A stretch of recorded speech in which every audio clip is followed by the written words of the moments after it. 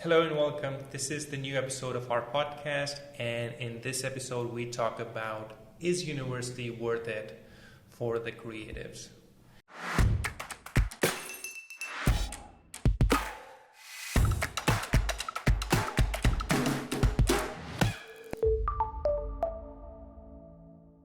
So I have Maria, and guess what? We have new mics. Is that not cool? Yeah, we do. Yeah. We're getting more fancy. Yeah. Well, actually, this should have been the case from the very beginning, but at least we have them now, so I hope you guys can hear us more clearly. Yeah, hopefully. And, Yes. leave some comments if you can. I hope so. All right, cool. So, what do you think, Maria?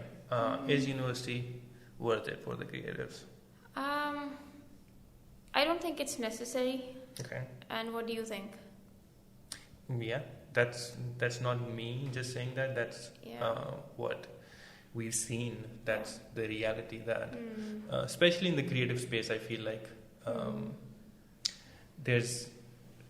I think there's more people who have been really successful in the creative space that don't really necessarily have a degree that aligns with what they're doing. Let's understand this first, that what are the advantages and some cons that there might be?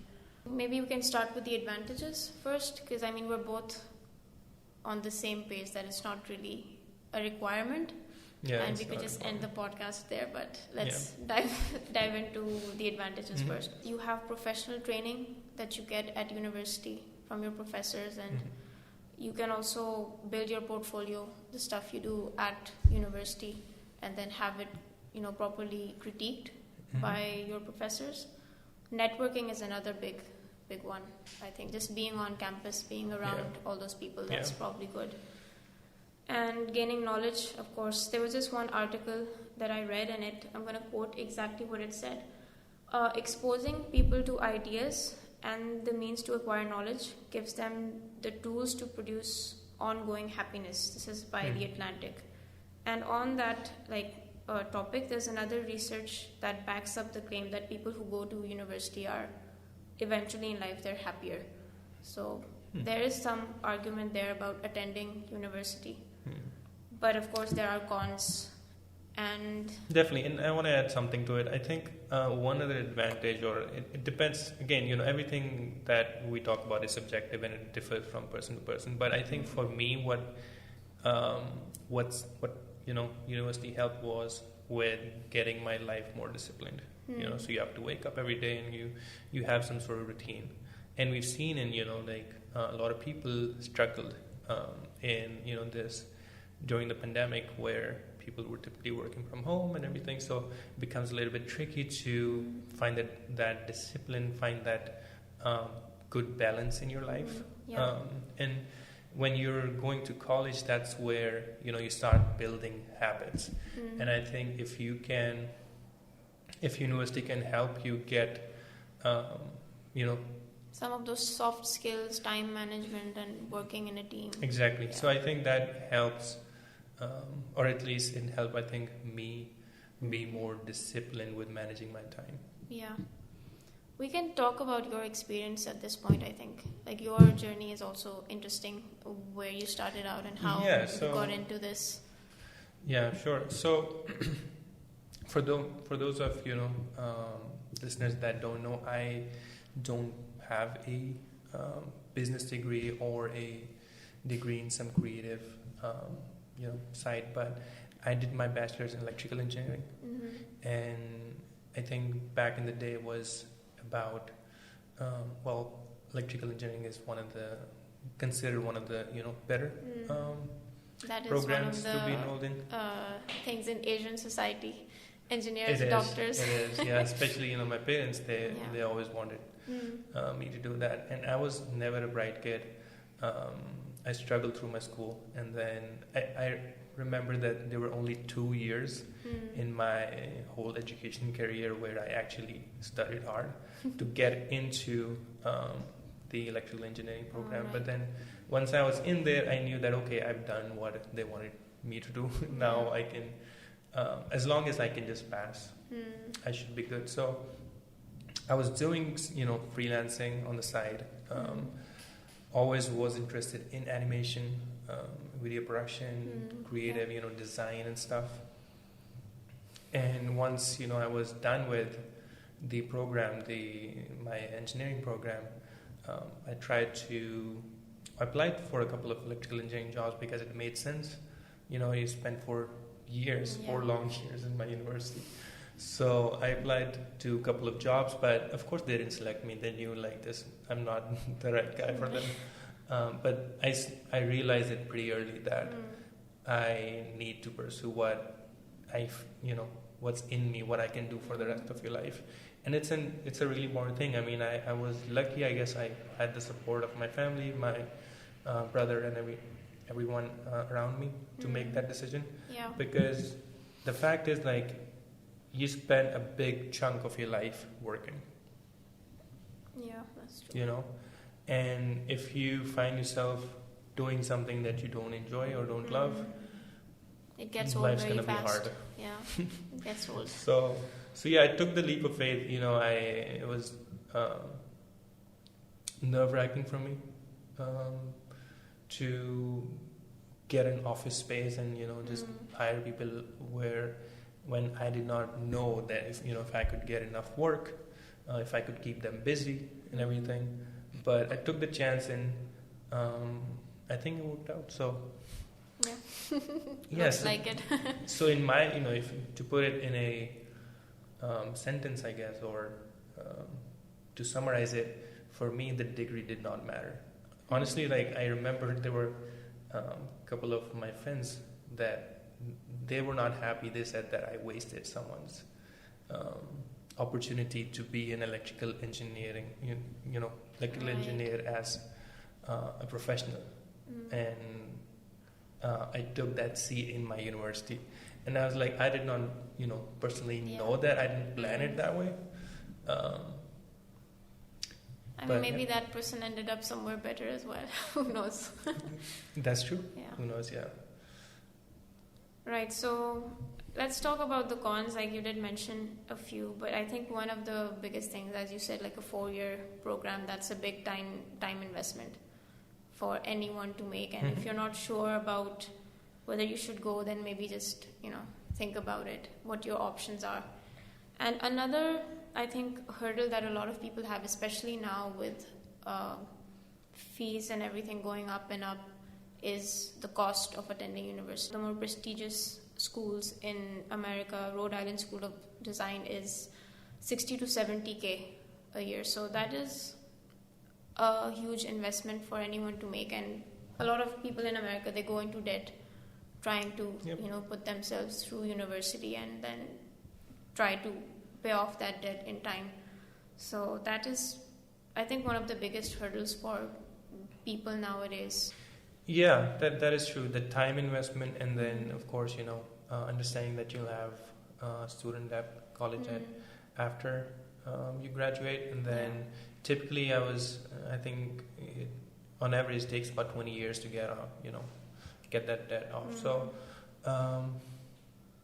I think if you think about college education, university education in general, we have to think about that. Okay. What is it in simplified terms? It's learning, right? Getting knowledge. So, understanding how knowledge and information is available to each and every one of us in this day and age on the internet, you have to ask yourself that why does it need to be the way that it is in college? So I think it's definitely a question that a person should ask themselves before they make that decision. I'm not saying don't go to college or anything, but I think it's definitely something that one should ask themselves and see and understand. I think self-awareness is really important. As I said before, if you're someone that struggles with self-discipline, and then it may not be the best idea to take up the route where you have to do it yourself, essentially. Right. Yeah. So if you're self-aware and you understand that, okay, you're someone that's gonna be able to work hard, figure stuff out yourself, then you can consider the option of learning, the skills that you want to on your own. Yeah. So, yeah, I think self-awareness is the key. Right. I think this is where we can maybe share some tips on what the person can do instead of going to university. So maybe take short courses online, and work on freelance projects like you did when you were starting out. And apprenticeships could help also. Like if you already have some skill and you want to learn more, then maybe just going into a work environment where you can learn. I think it's one of the best ways to acquire a skill is by putting yourself in an environment where you can learn from others. So I think if, for example, if you want to be an entrepreneur and you want to have a creative agency, it would make sense, that's what I think, to start with being an intern at a creative agency and see how things work, right? And then you take that experience and then you start building something new for yourself. Yeah. It could also help you eliminate some of your choices. Like if you're trying to be a designer maybe, or an illustrator, and you don't know exactly what sort of work you would like to do, it could be a good way to just explore what your options are and then see what you actually want to do. So yeah, I think that could help with a process of elimination and help you figure it out. We'll leave some online sources as well if people want to learn animation, for example, or maybe writing. I have a few suggestions for that, so we'll leave them in the description. Yeah. There are some creatives as well who didn't attend university to, be successful in their field. One person that I know about is Sugarman. He's a copywriter and a businessman. He also had an electrical engineering degree, and then he went into business as a copywriter. Yeah. And if you want to be an entrepreneur, do electrical engineering. That's what we're learning today. And he even mentioned that even though his degree isn't really linked to what he's doing now, but it did help him to understand some of the products, because he did, get into creating gadgets. So he would write copy and he would actually understand what the product did, and he would write copy based on that. Yeah. Not a single thing helped me though. Really? That's So what about what actually matters when it comes to building your career? Like we talked about how you could get a start, but what do you think sets people apart when they, enter and start, they want to move up ahead? I guess one of the things could be having a good portfolio. Yeah. And your just willingness to learn and experiment with things. And also like a combination of skills, so not necessarily being fixated or a perfectionist in one thing and maybe having like multiple skills. Yeah. Because I think being creative, that is something that can help if you have multiple interests even. Yeah. Yeah, I think one of the key things that you mentioned is having that quality in you that you want to learn stuff on your own. Yeah. I think if you're going to take the path where you're going to do it yourself, it's really important that you have that thing in you where you want or you're able to learn new stuff on your own. You got to have that hunger, that that itch in you that you want to learn more, that you want to explore. So there's an interesting concept we've seen and we've heard about this over and over again. College dropouts becoming leader of companies, or being much more successful in their peers who apparently did really well, aced their university, end up being their employees, as we've seen in movies, I guess, and in real life as well, happens.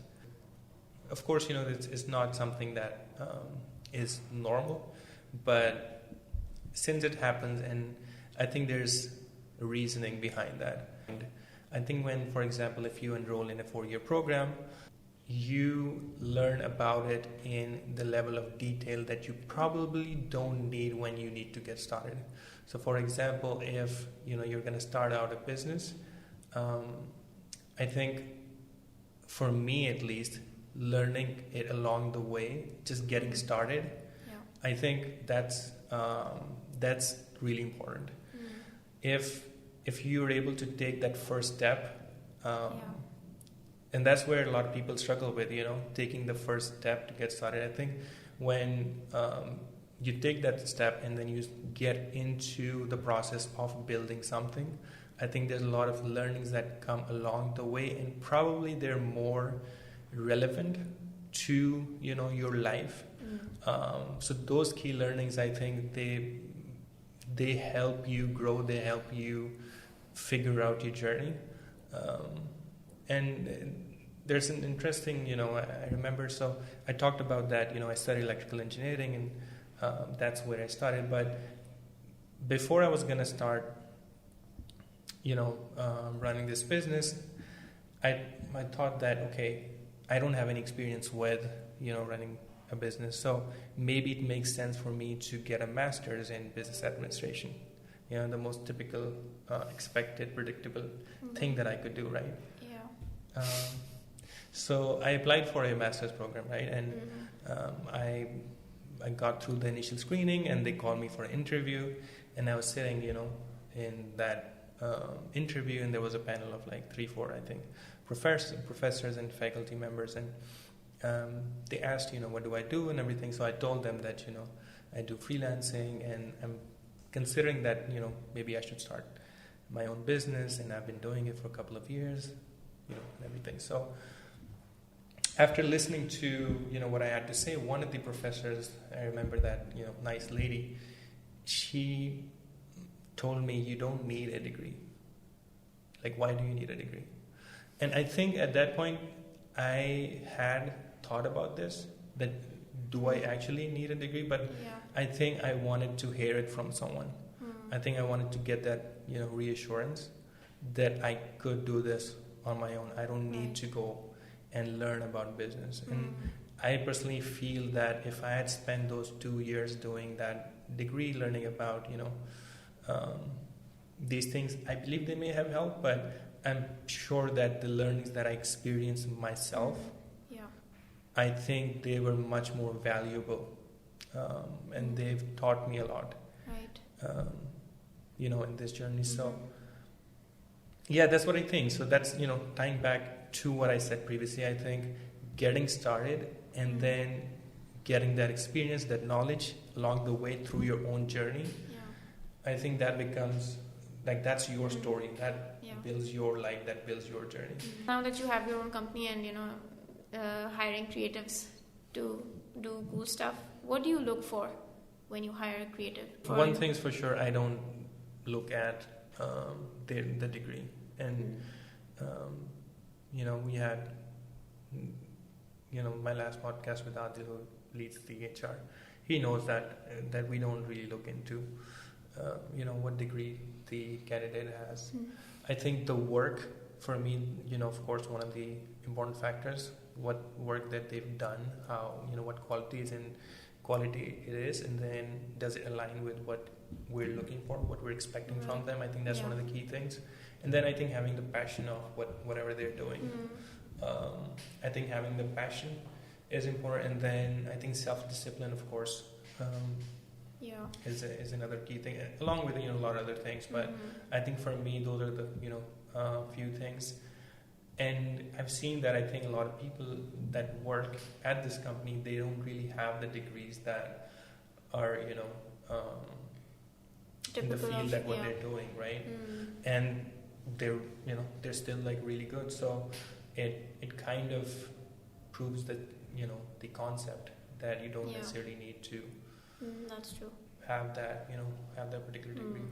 Now you said that you don't really look at the degrees, but do you think there is this bias maybe in the industry where if you have two candidates, one has a degree, one does not have a degree, and maybe their work is almost equally on par with each other, do you think that the person with the degree would get hired on maybe a better salary? If I look at the situation, I think I may be inclined. So if, let's say, everything in this situation that we've created, where there are two candidates and they're equally, for example, experienced, they have the same amount of skills, they're equally as good at whatever they do, and then the only differentiation is that one has a degree. I feel like I may be inclined to hire that person actually, but I wouldn't be paying them more than the other. Right. Okay. If I was only able to choose one, that would be the case. But at the end of the day, it's everybody looks at it, in a different way. People that have different opinions and in different, and I think it varies from industry to industry as well. Yeah. We're talking about mostly in the creative industry, but there's a lot of industries where degrees, of course, they do help, and they give you that solid base, the foundation that's important in a lot of roles. So I think the other thing that makes going to university not as attractive as maybe before is the situation that we're in because of the pandemic. Because if students can't go to the campus, then that takes away a lot of the benefits we talked about earlier about networking and learning from.